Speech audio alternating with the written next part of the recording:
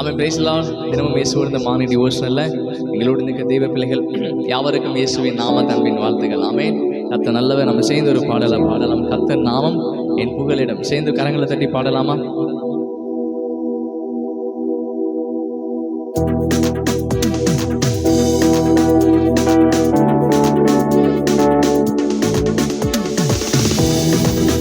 கர்த்தர் நாமம் என் புகலிடமே, கருத்தோடு துதித்திடுவேன். கர்த்தர் நாமம் என் புகலிடமே, கருத்தோடு துதித்திடுவேன். யெகோவா ஷாலோம், சமாதானம் தருகிறீர். யெகோவா ஷாலோம், சமாதானம் தருகிறீர்.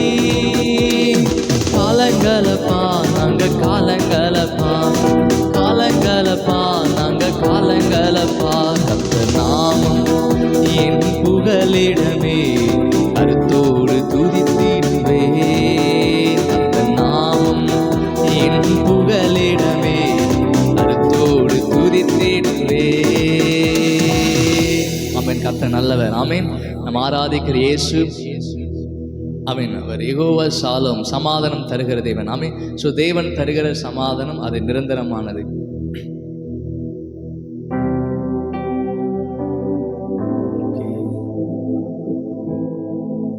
நம்ம தொடர்ந்து ஒரு நாள் ஒரு சங்கீதத்தை நம்ம வாசிக்கிறோம். ஸோ இந்த நாளிலே நம்ம வாசிக்க வேண்டிய சங்கீத பகுதி சங்கீதம்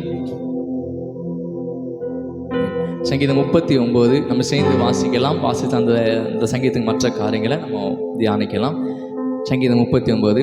என் நாவினால் பாவம் செய்யாதபடி நான் என் வழிகளை காத்து துன்மார்க்கன் எனக்கு முன்பாக இருக்கும் மட்டும் என் வாயை கடிவாளத்தினால் அடைக்க வைப்பேன் என்றேன். நான் மௌனமாகி ஊமையாய் இருந்தேன், நலமானதையும் பேசாமல் அமர்ந்திருந்தேன். ஆனாலும் என் துக்கம் அதிகரித்தது, என் இருதயம் எனக்குள் அனந்து கொண்டது, நான் தியானிக்கையில் அக்கினி மூண்டது.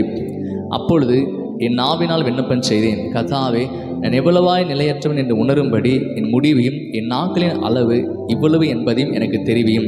இதோ என் நாட்களை 4 விரற்கடையா அளவாக்கினீர், என் ஆயுசும் அது பார்வைக்கு இல்லாது போலியாகிறது. எந்த மனுஷனும் மாயே என்பது நிச்சயம். வேஷமாக மனுஷன் தெரிகிறான், விருதாவாகவே சஞ்சலப்படுகிறான், ஆஸ்தியை சேர்க்கிறான், யார் அதை வாரிக்கொள்வான் என்று அறியான். இப்போதும் ஆண்டவரே, நான் எதற்கு எதிர்பார்த்திருக்கிறேன்? நீரே என் நம்பிக்கை. என் மீறுதல்கள் எல்லாவற்றும் இருந்து என்னை விடுதலையாகும். மூடனுடைய நிந்தைக்கு என்னை ஒப்புக்கூடாமலும் நீரே இதை செய்தீர் என்று நான் வாயை திறமாமலும் மௌனமாயிருந்தேன். என்னிலிருந்து உம்முடைய வாதை எடுத்து போடும். உமது கரத்தின் அடிகளால் நான் சோர்ந்து போனேன். அக்கிரமத்தின் நிமித்தம் நீர் மனிதனை கடித்து கொண்டு தண்டிக்கிற போது அவன் வடிவை பொட்டரிப்பை போல அழிய பண்ணுகிறீர். நிச்சயமாக எந்த மனுஷனும் மாயை. கர்த்தாவே, என் ஜெபத்தை கேட்டு என் கூப்பிடுதலை செவி கொடும். என் கண்ணீருக்கு மௌனமாயிராதீர். என் பிதாக்கள் எல்லாரை போலவும் நானும் உனக்கு முன்பாக அந்நியனும் பரதேசியமாய் இருக்கிறேன். நான் இனி இராமல் போகும் முன்னே தேறுதல் அடையும்படி என்னிடத்தில் பொறுமையாயிரும். ஆமென். ஓகே. ஸோ இந்த சங்கீதம் தாவீதின் சங்கீதம். ஸோ இந்த சங்கீதத்தில் வாசிக்கும் போதே நமக்கு நல்லா தெரியுது. ஸோ தாவீது நிறைய இந்த 38 சங்கீதத்தை நம்ம பார்த்தோம். நிறைய முறையீடுகளை தேவனிடத்தில் சொல்கிறார். ஸோ தன்னுடைய வாழ்க்கையில் செஞ்ச குறைகள் நிமித்தம், ஸோ அவன் வாழ்க்கையில் இருக்கிற நிறைய காரியங்கள், அவனுக்கு எதிராக மனிதர்கள் செய்த காரியத்தின் நிமித்தமாக முறையீடு சொல்கிறேன். ஆனால் இந்த நாளிலே கூட நம்ம இந்த முதல் வசனத்தை நம்ம பார்க்கலாம். என்னென்னா, என் நாவினால் நான் பாவம் செய்யாதபடி நான் என் வழிகளை காத்து துன்மார்க்கம் எனக்கு முன்பாக இருக்கும் மட்டும் என் வாயை கடிவாளத்தினால் அடைக்க வைப்பேன் என்றேன். ஆமென். ஸோ நம்முடைய நாவினால் நம்ம பாவம் செய்யக்கூடாது. ஸோ நாவினால் பாவம் செய்யக்கூடாதுன்னு சொல்லி வசனம் சொல்லுது. ஸோ இந்த நாளில் நம்ம இந்த சங்கீதமும் நம்ம கற்றுக்கொள்ள என்ன காரணம்னா, நம்முடைய நாவினால் அவிசுவாசமான வார்த்தைகள் நம்ம எப்போவுமே பேசணும். நம்மளால் முடியாது, நடக்காது அப்படிப்பட்ட வார்த்தைகள் நம்ம பேசாமல் முடிந்த அளவுக்கு தேவ வசனம் சொல்லப்படி நம்ம விசுவாசமுள்ள வார்த்தைகளை பேச ஆரம்பிக்கிறது. அந்த விசுவாசமுள்ள வார்த்தைகள் இல்லாத ஒரு காரியத்தை புதுப்பிக்கிறதா இருக்குன்னா ஆவிக்குரிய மண்டலத்தில் இருக்கிற வார்த்தை. ஸோ அந்த உலகத்தில் இருக்கிற காரியத்தை நம்ம விசுவாசத்தில் நம்ம வாயை திறந்து நம்ம பேச ஆரம்பிக்கும் போது அந்த காரியம் அப்படியே நம்ம வாழ்க்கையில் கிரியை செய்கிறதா இருக்குது. நீங்கள் விசுவாசமாக சொல்கிற எல்லா வார்த்தையும் நடக்கிறதா இருக்கிறதாமே.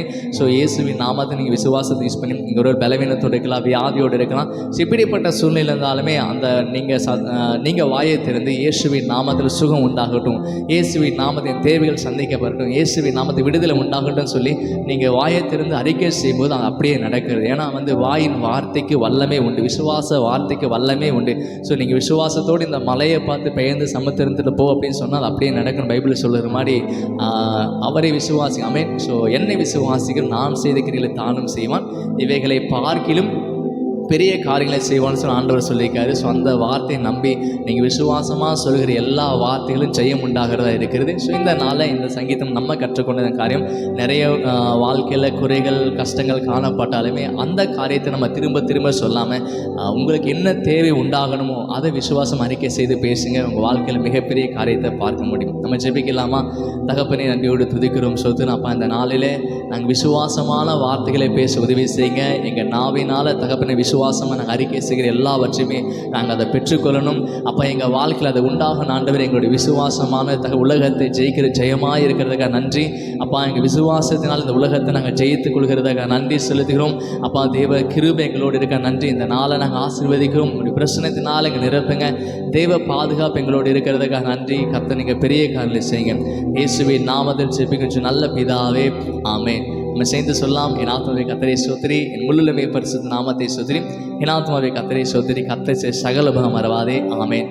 கர்த்தர் தங்களை ஆசீர்வதிப்பாராக. தொடர்ந்து ஒரு நாள் எங்களோடு இணைந்திருங்கள். நம்ம இணைந்த ஒரு நாள் தேவன் ஆராதனை செய்து கர்த்தரை மகிமைப்படுத்தலாம். God bless you.